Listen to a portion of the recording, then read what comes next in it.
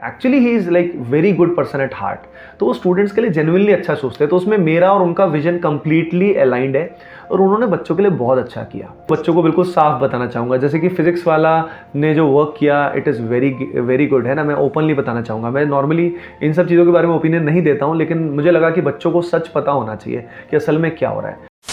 तो hello guys, welcome back to a new video. आज इस वीडियो में हमारे साथ है विनीत सर। और बच्चों ने बहुत डिमांड किया था कि सर आप विनीत सर को भी लेके आओ, विनीत सर को भी लेके आओ, जो कि आप जानते हो एटीपी स्टार कोचिंग ओन करते हैं, जो कि 2016 में उन्होंने अपना खुद का स्टार्ट किया था। पहले वो बंसल क्लासेस में पढ़ाते थे और वो आईआईटी रुड़की से ग्रेजुएट है, जो इंडिया का one of the best IIT में से एक है।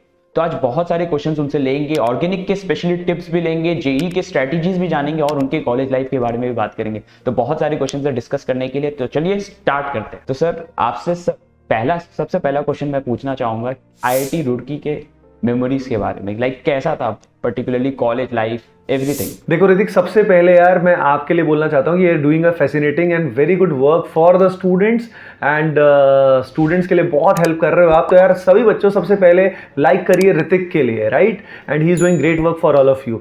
चलिए अब मैं अपनी कहानी थोड़ी सी बता देता हूँ। यार आईआईटी रुड़की में आई ग्रेजुएटेड इन 2010 में ग्रेजुएशन किया था और बहुत ही अमेजिंग लाइफ थी वो 4 साल की। फॉर्चुनेटली ऋतिक मैं 4 साल में ग्रेजुएशन मेरा हो गया था। बहुत सारे स्टूडेंट्स का आप जानते हो 4 साल में भी नहीं होता पर मेरा 4 साल में हो गया था। तो 4 साल में लाइफ रुड़की की बहुत अमेजिंग है। एक तो आप कैंपस लाइफ देखोगे ना, तो वहाँ एक तो स्पोर्ट्स फैसिलिटीज़ बहुत अमेजिंग है। मैंने स्पोर्ट्स को भी काफ़ी इन्जॉय किया। वहाँ पे बहुत अच्छा सिंथेटिक टेनिस कोर्ट से लेके, बास्केटबॉल से लेके, हीटेड स्विमिंग पूल से लेके इतनी अमेजिंग फैसिलिटी है। प्लस जो लाइब्रेरी है यार, आप सभी उनकी पिक्स देखना, है ना, यू विल लव इट। तो IIT Roorkee is like heaven for students. तो अगर आप if you can do it, surely go for it guys. Yes sir. और सर एक और चीज़ पूछनी थी, जैसे वहाँ पे माना जाता है कि इंजीनियरिंग कॉलेज में सेमेस्टर एग्जाम्स क्लियर करना भी बहुत मुश्किल होता है।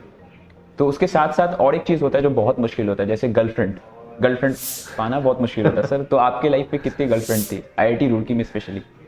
देखो ऋतिक, सबसे पहले तो तुम बताओ कि तुम्हारी कितनी गर्लफ्रेंड्स हैं, है ना, जनता ये जानना चाहती है, फिर मैं अपने बारे में बताऊंगा। सर प्रेजेंटली तो कोई नहीं है सर। देखो यार, मेरा अगर बताऊं तो मुझे पहले तो सोचना पड़ेगा, गिनना पड़ेगा कि किसका मतलब मैं बताऊं किसका नहीं बताऊं। बाकी वैसे approximately you can say theoretically तो 3-4 थी, पर प्रैक्टिकली 2-3 थी। अब इसका मतलब ऑडियंस पे छोड़ दो। थ्योरेटिकली 3-4, प्रैक्टिकली है ना, ऑडियंस अपने आप समझदार है, वो अपने आप समझ जाएगी। सर आईआईटी रुड़की में सर गर्ल्स के रेशियो ज़्यादा थे क्या? नहीं बिल्कुल, वो उसमें कोई भी जना, मतलब nobody was from IIT Roorkee, ठीक है। तो और आईआईटी रुड़की मतलब is like IITs is like एक अनार सो बीमार, ठीक है। And even that is not अनार। तो इस तरह के केसेस आईआईटीज में और इंजीनियरिंग कॉलेजेस में होते हैं। रेशो जो रहता है वो थोड़ा वीक ही रहता है, हमेशा से ही रहा है। तो यार अब ऐसा अगर रेशो के चक्कर में रहना है तो फिर तो आप डिज़ाइनिंग में चले जाओ, आप डीयू में चले जाओ, अगर यही काम करना है तो, राइट। तो engineering colleges are not for this, तो don't expect that type of fun in your college directly. मतलब ज़्यादा एक्सपेक्टेशन नहीं होनी चाहिए अपनी। Yes sir. और सर मेरे को एक चीज़ पूछनी थी, जैसे आप आईआईटी रुड़की इतने अच्छे कॉलेज में पढ़ते थे तो आप इजीली वहाँ से जॉब ले सकते थे एंड अच्छे खासे मतलब सेटल हो सकते थे, बट आपने अपना टीचिंग स्टार्ट किया। तो what motivated you to start teaching as a career?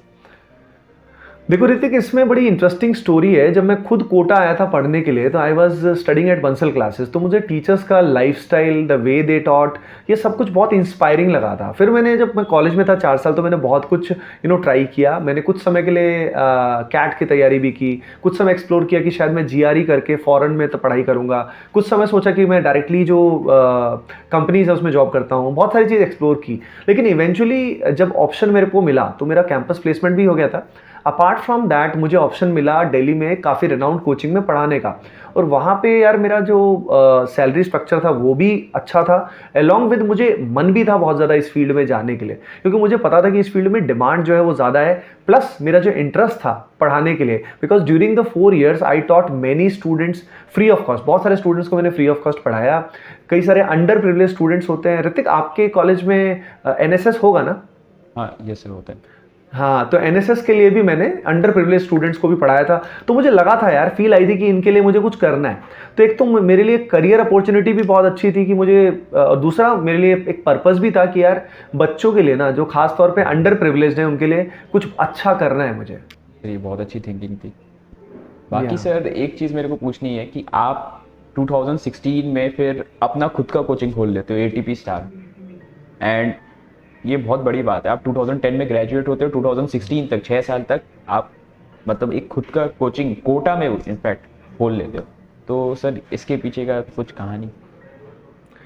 यार देखो, एटीपी स्टार की कहानी ऐसी है कि ये भी एक यूट्यूब चैनल के रूप में स्टार्ट हुआ था, और ATP stands for any time पढ़ाई, और ATP stands for adenosine triphosphate as well. तो मैंने एक विजन लिया था, जैसे मैंने बताया था कॉलेज के टाइम ही, कि जो अंडर प्रिविलेज स्टूडेंट है खास तौर पे, उनको ना बेस्ट क्वालिटी एजुकेशन मिलनी चाहिए। तो जब मैं कोटा में आया, मैंने पढ़ाया, तो मैंने देखा कि यार हज़ारों स्टूडेंट्स कोटा आ रहे हैं, और इवन कोटा में भी हर स्टूडेंट को ऋतिक बेस्ट टीचर्स नहीं मिलते। पता है आपको ये बात?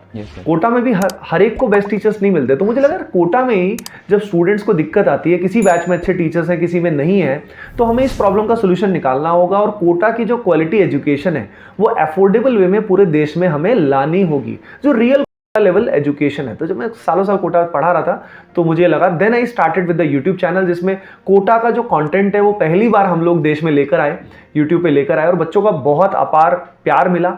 एंड देन फिर वी स्टार्टेड, पहले तो सिर्फ यूट्यूब चैनल ही था, फिर ऑब्वियसली ऑनलाइन ऑफलाइन कोचिंग ये स्टार्ट हुई।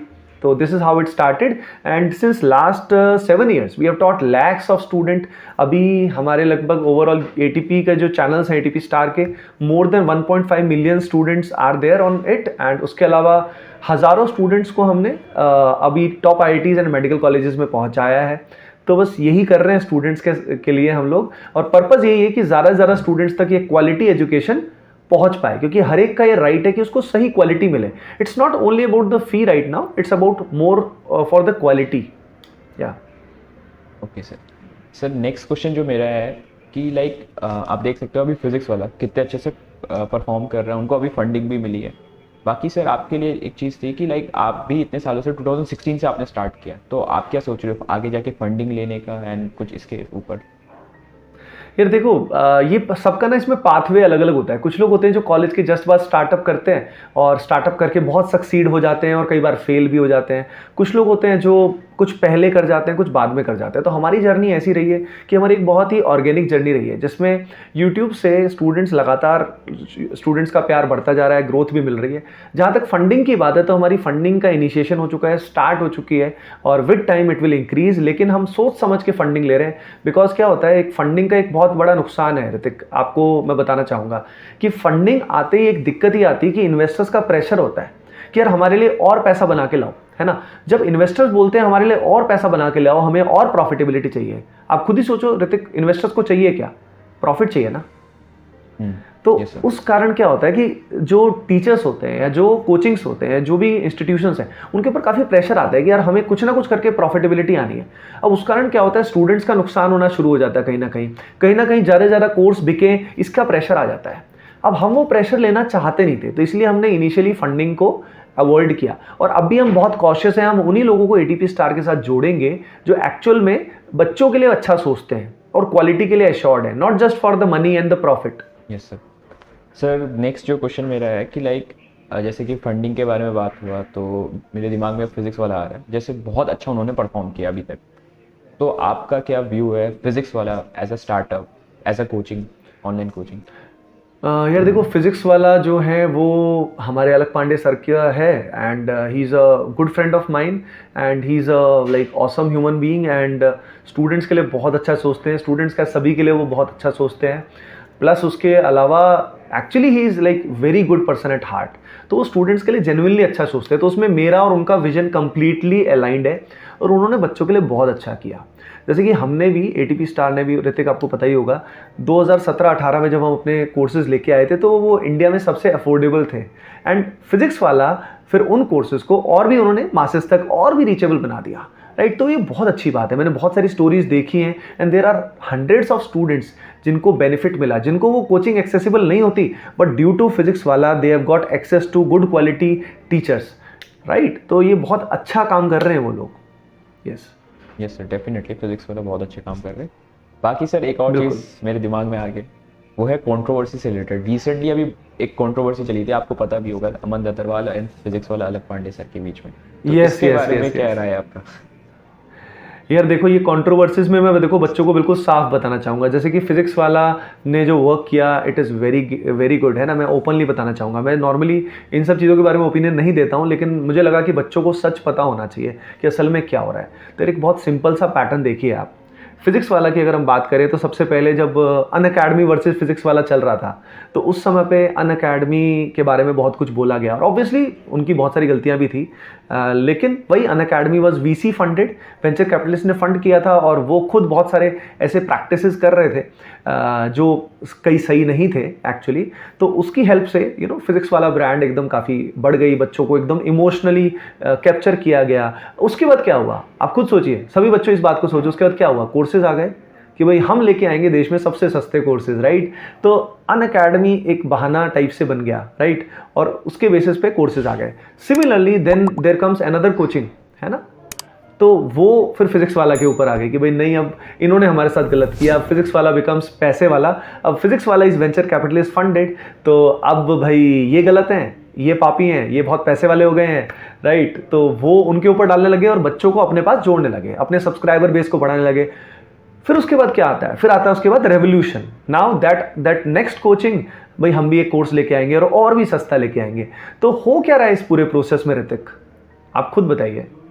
पहले emotion then revolution, emotion revolution, इसका कॉम्बो है। और इसमें सबसे बड़ा नुकसान किसका है? स्टूडेंट्स का, क्योंकि वो स्टूडेंट हैं, छोटे हैं बच्चे अभी, और वो इमोशंस में बहक जाते हैं और वो किसी के रेवोल्यूशन का हिस्सा बनते हैं। पर कई बार उस रेवोल्यूशन में उनका करियर कई बार तबाह भी हो जाता है। हो सकता है उनको उस क्वालिटी के लेक्चर्स या उस क्वालिटी का मटेरियल नहीं मिल रहा हो।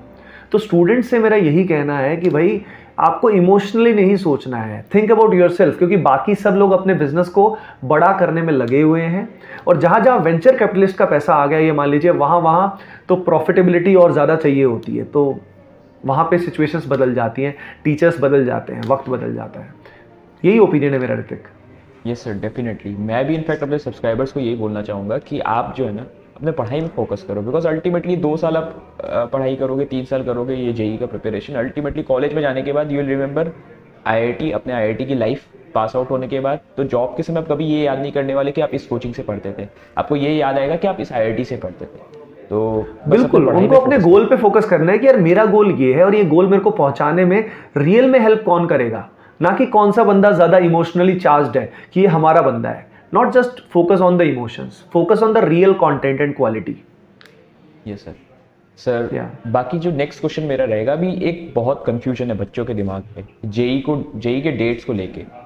जेई मेंस कब होगा, फर्स्ट अटेम्प्ट बेसिकली। तो सर आपका क्या राय है इसके ऊपर कि कब हो सकता है प्रोबेबली? यार ये बहुत बड़ा सवाल है कि जेई मेन कब होने वाला है। ठीक है, जेई मेन देखो एट द अर्लीस्ट अभी भी जनवरी एंड में पॉसिबल है, लेकिन अगर नोटिफिकेशन अगले 10-15 दिन में नहीं आया, तो ये मान लीजिए नेक्स्ट 10 डेज में भी अगर नहीं आया, तो फिर तो जनवरी में होने के चांस नेग्लिजिबल है, फिर तो अप्रैल में ही होगा। तो next 10 days will tell very clearly कि क्या होने वाला है। तो स्टूडेंट्स को मेरा यही कहना है कि अभी इस पर टाइम वेस्ट ना करें, लेकिन हाँ, हमेशा मैं बोलता हूँ hope for the best, prepare for the worst. तो अगर by the way January and में हो जाए तो आपको हाहाकार नहीं मचाना, आपको पहले से ही मेंटली प्रिपेयर्ड रहना चाहिए। Okay sir. एंड सर क्योंकि एग्जाम्स बहुत नियर है जेई मेंस के, तो आप क्या स्ट्रैटेजी बेसिकली बच्चों को देना चाहोगे, टिप्स क्या देना चाहोगे जेई 2023 स्टूडेंट्स को?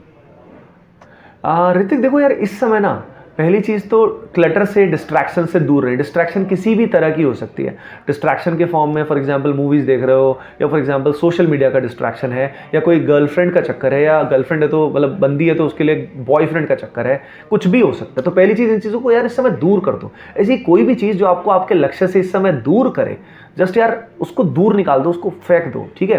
क्योंकि यार पता है लंबे समय में मैटर यही करेगा। जैसे ऋतिक है, आज आईआईटी में बैठे हैं, राइट। तो यार मैटर जो करता है कि आप कौन से कॉलेज में भी जा रहे हो, और आपके करियर पे उसका जमीन आसमान का फर्क पड़ता है। एक एक सवाल से आपकी रैंक डिसाइड होती है। एक एक सवाल जब आप एक्स्ट्रा सही करोगे तो बहुत मैटर करता है। तो अभी के समय में आपको हाईली फोकस्ड रहना है, अपनी एनर्जी हाई रखनी है, फिजिकली हाई रखना रहना है आपको, और मेंटली भी आपको क्या रखना है, बहुत हाई वाइब्रेशन फ्रिक्वेंसीज मेंटेन रखनी है।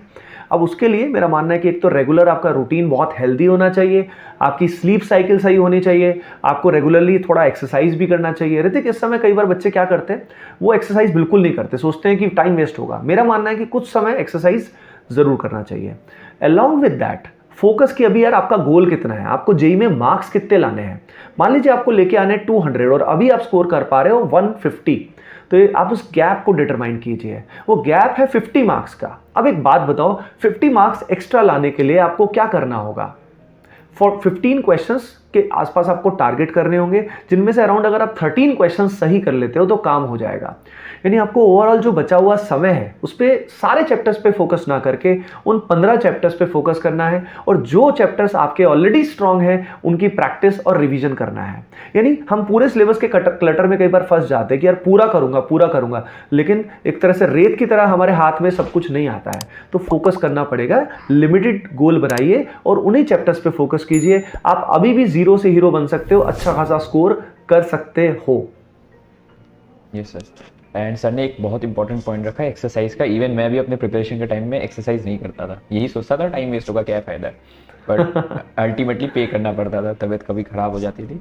सो एक्सरसाइज भी करो। इस समय अगर तबीयत खराब हो गई, खुद ही सोचो रहते कि यार तो फिर क्या होगा, मतलब कई दिन लॉस हो जाएंगे यार, और डीमोटिवेशन अलग से हो जाएगा, बैकलॉग हो जाएगा, परेशान हो जाएंगे। क्योंकि बहुत सारे स्टूडेंट रहते क्या करते हैं, मॉक टेस्ट टाइमली नहीं देते और फिर वो लास्ट में एकदम देना शुरू करते हैं।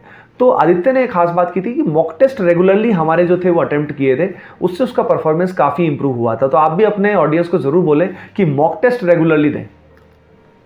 यस सर, मॉक टेस्ट का बहुत इंपॉर्टेंस है। लाइक मैं भी इनफैक्ट बहुत मतलब मेरे नंबर खराब आते थे, तो एक बार टीचर ने रिकमेंड किया कि मॉक टेस्ट पे जो है ना एनालिसिस करो कि क्यों खराब आ रहे, क्या प्रॉब्लम हो रही है आपके साथ।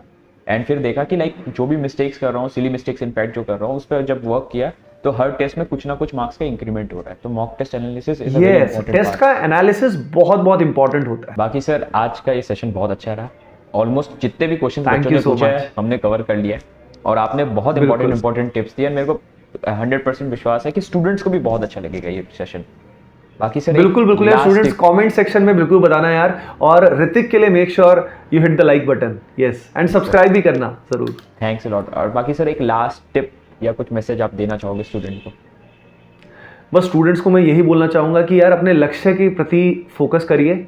It's all about focus. आपकी एनर्जी चार जगह अगर डिस्ट्रैक्टेड रहेगी तो it's like light, be like laser. आपकी सारी की सारी जो लाइट है वो एक ही डायरेक्शन में अगर फोकस्ड रहेगी तो आप क्या कर सकते हो, क्या आप में पोटेंशियल है, आप सोच भी नहीं सकते, आप कुछ भी अचीव कर सकते हो। All the best, love you all. Yes sir, तो चलो मिलते हैं नेक्स्ट वीडियो में। Bye, thanks for watching, bye bye.